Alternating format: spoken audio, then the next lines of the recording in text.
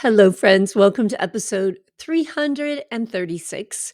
I'm your host, Laura Lummer, and I'm so happy to be here today because we're going to talk about something super fun today. This past weekend, my husband and we jumped on a train. We live on the coast. And so there's what's called the Pacific Surfliner. It's a train that just kind of goes up and down the coast from Southern California, like from San Diego all the way up the coast. I'm not sure how far it goes. It might even go up into Washington State. But typically when I take it, I either take it down to San Diego or the San Diego area or up to Santa Barbara where my sister lives. And I love taking the train because it's just so fun. You can get on the train with people, you can sit there and relax. I live in Southern California, so the traffic between me and Santa Barbara has to go through Los Angeles, and that is not at all fun. So taking the train may take a little bit longer sometimes to get there, but it's a straight shot and you can sit and enjoy and play cards and visit. I mean, I love it. And most of the time you get a really lovely view on this train because it's along the coast. So you can see the ocean, which is one of my favorite things in the world. So this last weekend, my husband and I met some friends on the train, and we took the train down a little bit south of where we live and met some other friends, and we had a Sunday fun day.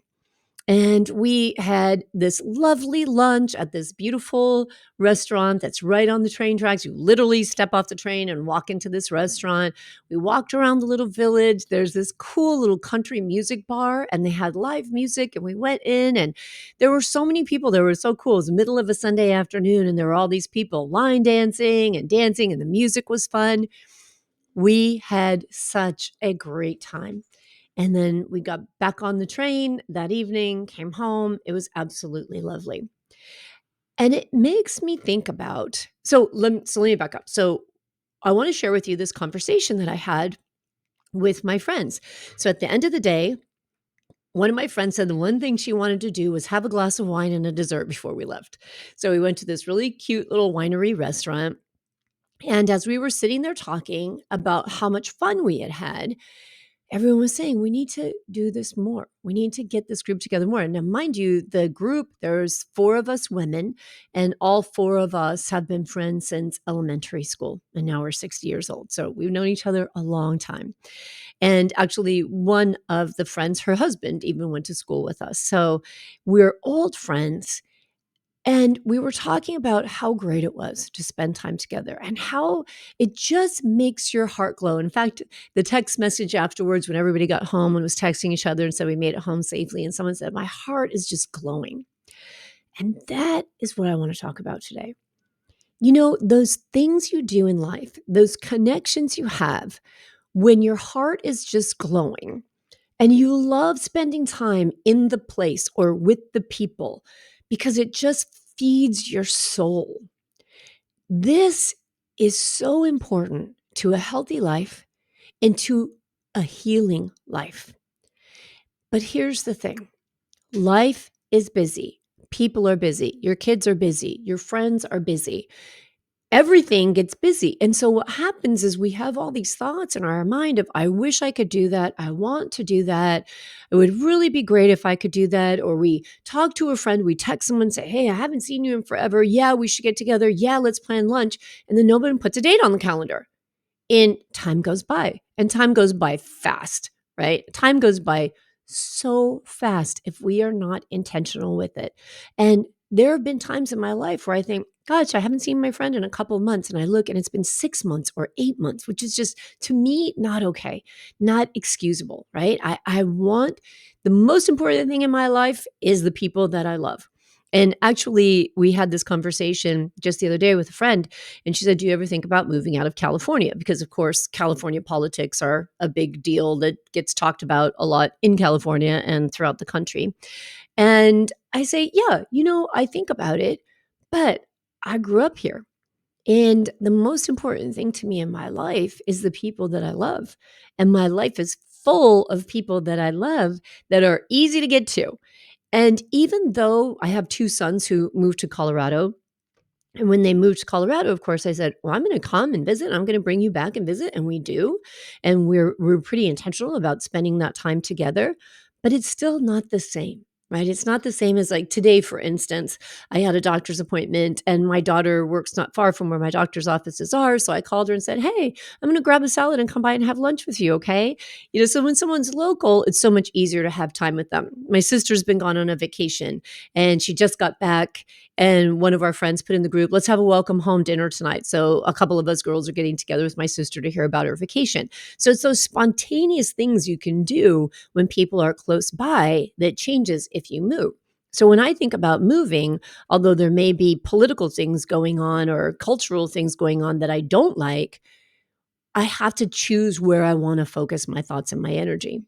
And that choice is on what I love about where I am and what is the most important thing to me in life. So let me go back to the conversation we were having when we went to the place for wine and dessert. So we're sitting there, we're kind of reminiscing about the day because we're all getting ready to wrap it up and get back on the train. And I said, "Okay, next trip we're gonna take the train the other direction. We're gonna go north. We're gonna go to Santa Barbara for the day." And my friend's like, "Yes, yes, we need to make that happen." Now I immediately pull out my phone and I say, "Okay, what date?" And one of my friends comments and she says, "You know what? You're so good about that. Whenever we say we want to do something, you pull out the calendar and you say, 'When are we going to do it? Let's all commit to a date.'" And that is what I mean when I talk about being intentional. I want you to think about how intentional are you about inviting joy into your life? Joy and happiness, it's therapeutic, it's healing, it's necessary. We got to have it in our life as much as we possibly can, like in huge doses. And if you hear yourself on a regular basis saying, "Yeah, I want to take that trip. I know I want to see those people, but everything's so busy." Let me share with you a couple of strategies to help you switch that way of thinking into a different way of thinking that creates space for joy and connection in your life. So, this month in my membership, in the Better Than Before Breast Cancer membership, we're looking at circumstances, the circumstances that happen to us in life every day. But we're looking at it through a very specific lens, a lens that says circumstances are neutral. Circumstances just are what they are. And then we infuse them with feelings when we decide what we're going to think about those circumstances. So let me give you an example. A circumstance could be, it's just facts, right? So a circumstance could be, I saw my friend 3 months ago. And that's it. If we put, I haven't seen my friend in a long time, I really wish I could see my friend more, that's already infusing emotion in it and a little bit of limiting beliefs in it. Because I wish I could see my friend more is kind of, without saying it, suggesting that it's not possible to do, right? I want to do it, but there's no intention. It's just like a wish and it's not going to happen. When we break down a circumstance, we say, I saw my friend 3 months ago. I saw my friend 3 years ago, whatever it might be, or my kids, or went on a date night, whatever it is that is important to you in your life, a walk in the park, a hike in the mountains, a swim in the lake, whatever it is that you love, that makes you feel connected, that feeds your soul, that fills your heart and leaves you glowing. This is an energetic healing that is happening. This is so important for us. So, whatever that is, that would be your circumstance. When is the last time you did that? And not, I did it so long ago, but very specific. I did this on this date, right? Or I did this long ago. Not, I haven't done it. Because again, there's a little bit of emotion in there. I haven't done this in so long. It's kind of like a reminiscing. So you just start off with the fact. What is important to you? And when was the last time that you did it? Something important to you that you feel like, I really want more of this in my life. Even if it is just an hour of quiet time for yourself to have a cup of coffee in the morning. And I'm serious. Whatever it is that you need to fill yourself up, we must be intentional about this because this life is so incredibly short. And if we do not use the tools that help us create the life we want, then it never happens. So when I renamed this podcast Better Than Before Breast Cancer, I've shared a couple times on the show, it was very intentional. It was very meaningful to me because I realized in my own experience of having breast cancer twice, of working to heal from stage 4 breast cancer, I realized you can't heal in that same life that you got sick in. And, when I started studying with Naisha Winters, this was a big thing that she talks about. You can't heal in the same terrain you got sick in. Something has to change. And it took a while to understand because you may feel like you had a good life. I look back at before breast cancer and I think I had a good life, but now I have an even better life because there were a lot of things that I wanted in that life that I didn't make happen, that I allowed my thoughts to block me from them by saying, I don't have time, or it'll happen someday, or after this happens in life, then maybe that can happen in life. And I didn't really prioritize what was meaningful, super meaningful to me, and then make it happen. So, how do we be intentional about making time for joy, about valuing and prioritizing joy for what it brings to your life and what it does for your body and your heart and your relationships? How do we become intentional about that? You know, I started reflecting and over my own experience and evolution about being very intentional with my life and my personal time and just how I want my life to look. I realized that when I was in the corporate world, there was a way we structured things because you got to make things happen, right? You're serving a customer base, you've got fiscal responsibility, you make things happen. And so in that world, at the beginning of the year or even before the beginning of the year, you look at your budget for the upcoming year so you know how much money you have. You look at the big events that are recurring events on an annual basis and they get on the calendar. You look at new strategies that you want to implement, and you also look at stuff that's not working. Right? We did this last year or we did this last quarter and it's not working, and we're not going to do that anymore. And as a result of that, a business grows and a business thrives and things happen because they're very intentional. And in my own experience, I started to realize that when it comes to life, we don't do that. We kind of just, we're intentional when it comes to work, and then we just let life happen to us. And I started thinking about that and I realized, wow, why am I not as intentional with my life as I am with my business? If I'm not intentional with my business, if I don't look at the whole year and then break it down into quarters and then look at each quarter, it's just madness. It's chaos. I won't get stuff done. Stuff won't be done on time. I'll be staying up. It won't be fun, right? It won't be enjoyable. It won't be something productive, and it won't be something that grows. So I started thinking about that with my personal life, and I went, this is really interesting. Why don't I approach this with the same intention to really create that life that I want to live? And I heard about this woman, Steph Crowder, and I'll link to her in the show notes for this episode. This is a while back, and she had this plan called A Year on the Wall. And she takes these giant calendar sheets and puts them up on the wall. And in December, you're looking at your whole next year and you're putting all your stuff or your big important stuff, whatever you can handle without being overwhelmed. And I heard about this and I thought, I'm going to do this year on the wall because something that's really important to me, as I just shared, is time with my sons out of state. So I need to plan on those trips. There are certain conferences I want to attend during the year. Those are super important. And just straight up fun vacation time and weekends with friends and nights with friends and things like that. Super important to me. My personal time is very, very precious to me. So I broke out this calendar and I looked at the whole year and I put on it the big trips that I planned on taking. And I put on it the trips that we were going to take to go and see our kids. And I had this whole year planned out. And I looked at it and I said, okay, I know what big events I want to have. And then I also know the big events that are happening in my business. So I put those on the calendar as well.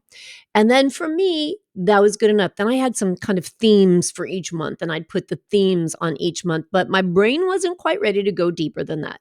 So it was important to me get the big important things on there to make sure that we're planning financially for them, that we're planning time-wise for them, that it's in our mind, this is happening and we're going to make this happen, and notify the other people, because if I'm going to go visit my kids, they better be home. And hey, this is throughout, let's just get this on the calendar for the year. And it felt so good to just know I already have all these wonderful plans that I'm looking forward to and people that I'm going to see. And I love that. I'm also in several groups, right? I have a book club, I have Wine Wednesday, I have a bunko group, and I have friends that I want to see on a regular basis. So when we're together, before we leave, just like what happened with this lunch, is that we say, what's the next date? Let's put it on the calendar. And we put it on the calendar. Now we're so excited because we know we're going to see each other and we honor that commitment. This is an important part. There's too many times when we think that our personal joy, our fun time, our connection time isn't valuable enough to honor. And so then we allow someone else's needs to override our joy time. And then what happens? Time gets away from you. And then you didn't enjoy it. And you're sitting here in your life, in your home, and you're thinking, I wish I would have done that. Or I really miss that person. And this applies whether you are in treatment or not. When we're in treatment, oftentimes, and I say we because I'm in treatment, right? I'm on chemotherapy. I'm doing all kinds of naturopathic practices that take time and intention, investments of money and time to do to take care of myself. I have routines that are very important to support my health. If you're in IV chemotherapy, if you're in radiation, whatever kind of treatment you're in, I think it's even more important that you make time to invite joy into your life. And now, joy and what you're capable of doing may look different depending on how you feel. But if joy means I don't feel good enough to get out and do anything, so I'm going to invite this person or that person or these people over, and we're going to order food in, or we're going to potluck it, and we're going to watch a movie together. That's joyful, right? We don't have to put joy on hold for anything in life because we shouldn't, because it's so critically important to us. It was this kind of message kind of resonated with me today because I was at my oncologist's office, and my oncologist is an extremely in demand doctor and super busy. And when I walked in, he came in and he knows I love to travel and we talk about trips all the time. I worry him with all the places I go, but that's okay. And he comes in, he says, guess what? I just got back. I've been here for 2 days. I was in Spain for 12 days. And he starts sharing with me what he did with his kids and his family on spring break in Spain. And you could just see he was so excited. And it just brings vibrancy back to your life, right? That ability to fill yourself up. So you go on a Sunday fun day with people that can really carry that energy through the week. We must have time for joy, recuperation, and connection. We can't go through life just constantly trying to get through treatment, get through work, get through this week, get through this project, get through this drama. This is not a life that's better than before cancer. This is a life that gets you sick. This is the kind of life that chips away at our immune system, that chips away at our mental health, that chips away, honestly, at all of our health because it stimulates stress responses and that undermines our digestive system and just everything. So, planning this time for joy and really thinking about what's joyful. So, let's talk about better than before breast cancer. Let's talk about things that you thought were fun before breast cancer that you might look at now and say, not that it wasn't fun. Because let's say going to the country music bar. And so we were at the bar and some of my friends were doing jello shots. I did not do a jello shot, but some of my friends were doing jello shots. And were they having fun? Yes. Would that be fun for me? No, because I would feel like absolute shit after that. And feeling like shit is not fun for me. So, was it fun for me to just be there with my friends and enjoy their joy and happiness and just be around these people? Absolutely. So, sometimes we really do have to give some thought to what we think is fun because we'll tell ourselves these stories that this is fun and this is joy. But when we look, we didn't feel so great when we did that stuff. In the moment, it may be fun, no question about it. But in totality, does it make your life better? Does it help you connect more to people? Does it fill your soul as much as it would if you didn't have something that maybe didn't physically serve you in your life? So I think really considering what you did and considered fun before a cancer diagnosis versus in your life after or in your future self. The life we look forward to and say, this is what I want in my future. So even if you're listening to this and you're thinking, you know what? Yes, I want to travel. We have to get really specific. How often do you want to travel? Because if you just say, I want to travel, it's never going to happen. But if you say, I want to take a trip once a year for 12 days, fantastic. What month works out for you? What's that going to look like? What's that going to cost? How long do you have to budget for it? Right? There's so many things to think about that can give you even more motivation, excitement, and things to look forward to. So I look at my planning, my fun time, my joyful time. And to me, that's so inspiring to do things to support my health. Because as someone who's been diagnosed with stage 4 cancer, there's a lot of societal mentality out there that's like, you're going to drop dead any day. I don't want to think like that. I choose not to think like that.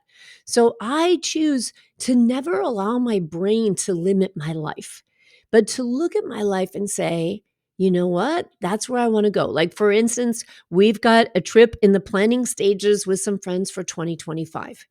I fully intend to be here in 2025 taking that trip.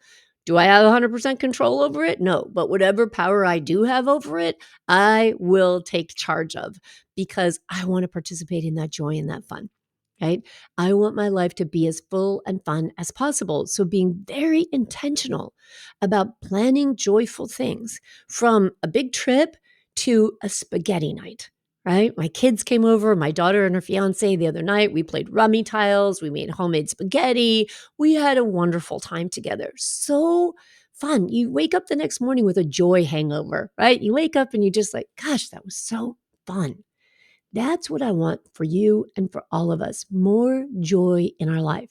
So we talk about all kinds of things like being intentional about exercise, being intentional about food, but are we intentional about creating joy, about creating time for fun? So we've got any kind of tool you could use, from checking out Steph Crowder's Year on the Wall or looking at your whole year to right now. This podcast comes out mid-April. So we're in the second quarter of the year. What do you want these next 90 days to look like? What do you want these next 30 days to look like? What do you want next week to look like? We can take whatever chunks make sense to us in our brain because we may not be ready to plan so far ahead. When you take those steps and you start to look at your calendar, and I have a client who is in treatment for IV chemotherapy, and so she looks at this 5-week cycle. And she looks at, how do I want my life to look over these next 5 weeks, taking into consideration how she'll feel for this cycle and knowing that she wants to enjoy herself. That's amazing. So when we can take these chunks of life, I think it can get bigger, right? We start off a week at a time, maybe we do a month at a time, maybe 5 weeks at a time, and then we start to see this feels really good. Like, this works because I'm having so much more fun and not running around feeling like things are just chaotic all the time, or feeling like I've missed out, or telling ourselves this story. I don't have the time for that, right? Let me tell you, you have 168 hours in a week, and that time is completely yours to decide what to do with. So even that phrase, I don't have time for that, I would offer switching that and saying, I'm choosing not to spend my time on that. So if someone invites you away for a weekend or a week or a dinner, and you say, I'm choosing not to spend my time on that, because again, that's just a fact. You're making a decision to do or not do something whenever you make that choice. And the more honest we can be with ourselves about that, I think the more awakening it is. The more we look at ourselves and we go, wow, why am I choosing not to do that? I could choose to do that. For instance, let me give you an example. I'm leaving for this conference in Texas day after tomorrow, and it's important to me to spend some time with my granddaughter before I go because I have a lot of things happening when I get back. So the last couple of days, I've chose to spend a lot of time getting work done so that it's done for my next future week, so that I could have this day free tomorrow to just be with my granddaughter. So when we start to look at what I'm choosing to do, I could look at that and I could have said, oh, I don't have time to see you on that Wednesday because I've got to get all this work done before I go. Or I could say, gosh, yeah, it's really important for me to see you. So I'm going to block off that day. And then I'm going to look backward at the calendar and say, what do I have to get done up until that time? And what can I take off the calendar that isn't essential, that doesn't have to happen? Because to me, that time with her is one of the most important things, right? This is how it's different to live a life with intention so that we're not just letting life happen to us, but we are creating life. Does that mean things won't happen in life? It does not. Of course not. Life is going to happen. Shit happens in life.